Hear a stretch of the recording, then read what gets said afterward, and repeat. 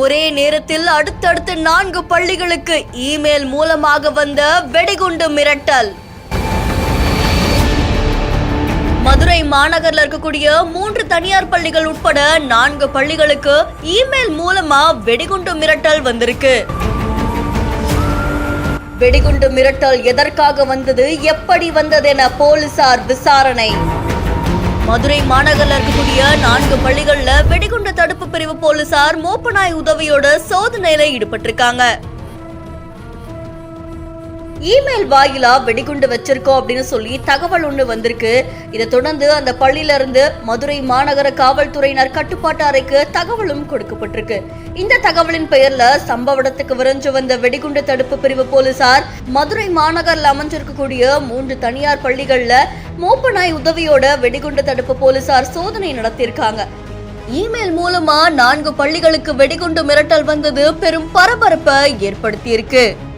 இதை தொடர்ந்து காவல்துறை அதிகாரி கிட்ட இதை பத்தி கேட்கும் போது, யாராவது வதந்திய பரப்புறதுக்காக இதை செஞ்சிருக்கலாம், பொதுமக்கள் அதுக்கப்புறமா பள்ளி மாணவ மாணவியருடைய பெற்றோர்கள் அச்சப்பட வேணாம் அப்படின்னு சொல்லி தெரிவிச்சிருக்காங்க.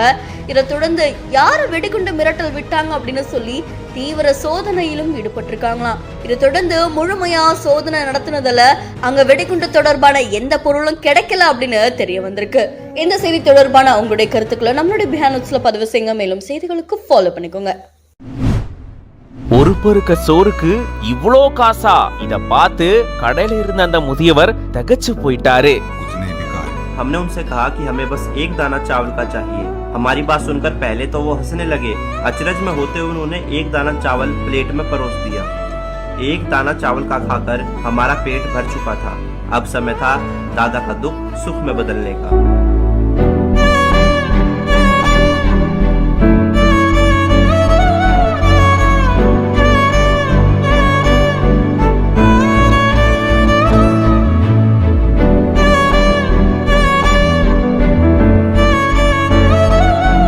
ஒரு பருக்க சோறுக்கு இவ்ளோ காசா? இத பார்த்து கடையில இருந்த அந்த முதியவர் தகச்சு போயிட்டாரு. சாப்பாடு வாங்க போனவரு எனக்கு ஒரு பருக்க போதும் அப்படின்னு கேட்க, அதுக்கேத்த மாதிரி ஒரு தட்டுல ஒரே ஒரு பருக்கைய மட்டும் வச்சு கொடுக்கறாரு. அதை சாப்பிட்டுட்டு, இந்தாங்க நீங்க கொடுத்த சாப்பாட்டுக்கான காசு அப்படின்ற மாதிரி கட்டுக்கட்டா பணத்தை கொடுத்திருந்திருக்காரு இந்த நபர். இத பார்த்து கடையில இருந்த முதியவர் ஃபர்ஸ்ட் ஸ்தம்பிச்சு போயிட்டாரு.